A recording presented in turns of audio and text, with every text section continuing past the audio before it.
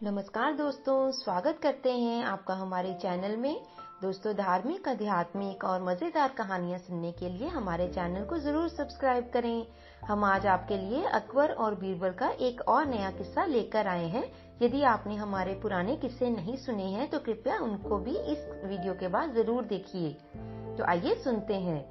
एक बार बादशाह अकबर ने बीरबल से कहा, बीरबल बताओ, अविद्या क्या है? बीरबल ने कहा, महाराज, इस सवाल का जवाब देने के लिए मुझे 5 दिन का समय चाहिए। अकबर ने कहा, ठीक है, आपको 5 दिन का समय दिया जाता है। बीरबल को 5 दिन का समय मिल गया। वो घर जाने के बाद सीधा मोची के पास गया और मोची के पास जाकर बोला, एक ऐसी शानदार जूतियों की जोड़ी बनाओ जिसे जो भी देखे देखता ही रह जाए। तो मोची ने बोला, कैसी बनानी है? बीरबल ने कहा, 2 फीट लंबी और 1 फीट चौड़ी बना दो। 5 दिन में ही बनानी है, लेकिन उनमें हीरे जवाहरात जड़ने हैं और सोने चांदी से सिलाई करनी है। ऐसी जूतियां बनानी है जिसे देखने के बाद लोगों के मुंह से बस वाह वाह निकले। तो मोची ने कहा, जनाब, ये तो बताइए कि आप ये बनवा किसके लिए रहे हो? तो बीरबल ने कहा, ज्यादा सवाल जवाब मत करो और बनाने के बाद भूल जाना कि तुमने बनाई है। बस मेरी यही एक शर्त है। तब यदि तुम यह शर्त मानते हो तो ही मैं तुम्हें ये जुतियां बनाने के लिए दूंगा। मोची ने कहा, शर्त मंजूर है। 4 दिन में मोची ने जुतियां बना दी। बीरबल ने रुपए दे दिए और फिर से बोल दिया कि किसी से बोलना नहीं कि तुमने बनाई है। फिर बीरबल ने एक जूती को अपने घर में रख दिया और दूसरी जूती को ले जाकर मस्जिद में फेंक दिया। सुबह सुबह मौलवी साहब पहुंचे नमाज पढ़ने के लिए, तो वहां उन्हें वो जूती दिखाई दी जो हीरे जवाहरात जड़े हुए थे, सोने चांदी के तारों से सिलाई की गई थी। मौलवी साहब को लगा कि ये किसी आम इंसान की जूती नहीं हो सकती। उन्हें लगा कि जरूर ऊपर वाले आए होंगे नमाज पढ़ने के लिए और उनकी जूती यहीं छूट गई होगी। मौलवी साहब ने उसे उठाया, चूमा और सिर पर रख लिया।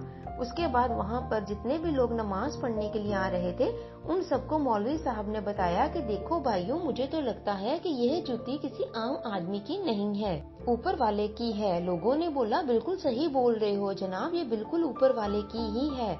हर किसी ने वही किया, सबने चूमा, माथे पर रख लिया और उसके बाद ये बात जंगल की तरह आग में पूरे राज्य में फैल गई।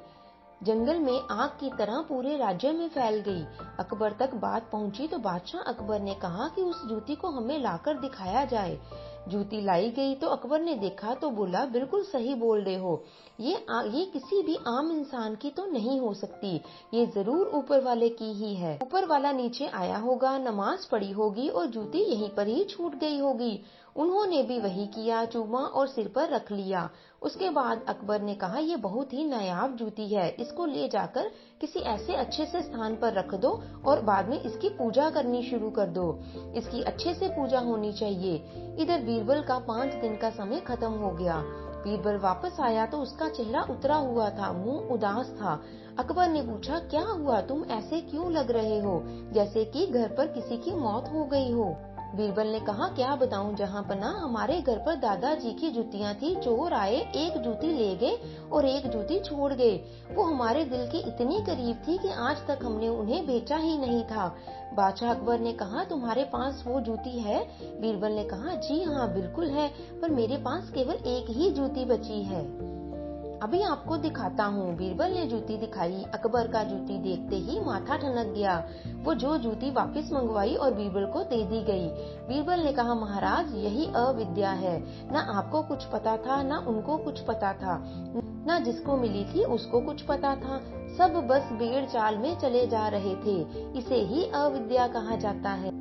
तो दोस्तों, इस प्रकार अकबर को अपने प्रश्न का उत्तर अब मिल गया था। तो इस कहानी से हमें बड़ी ही प्यारी सीख मिली है कि हमें सुनी सुनाई बातों पर विश्वास नहीं करना चाहिए, क्योंकि दुनिया का काम है बोलना। और यदि हम अपनी आंखों से कोई चीज देखते हैं तो हमें उस पर ही विश्वास करना चाहिए। नहीं तो बात तो क्या है, बात तो एक दूसरे के मुंह से निकलकर बढ़ चढ़कर ही बताई जाती है। तो दोस्तों, आशा करते हैं आपको हमारी आज की ये छोटी सी कहानी अच्छी लगी होगी। अच्छी लगी है तो लाइक और शेयर कीजिए और यदि चैनल पर नए हैं तो सब्सक्राइब भी करते जाएं। कहानी को सुनने के लिए आपका बहुत बहुत धन्यवाद।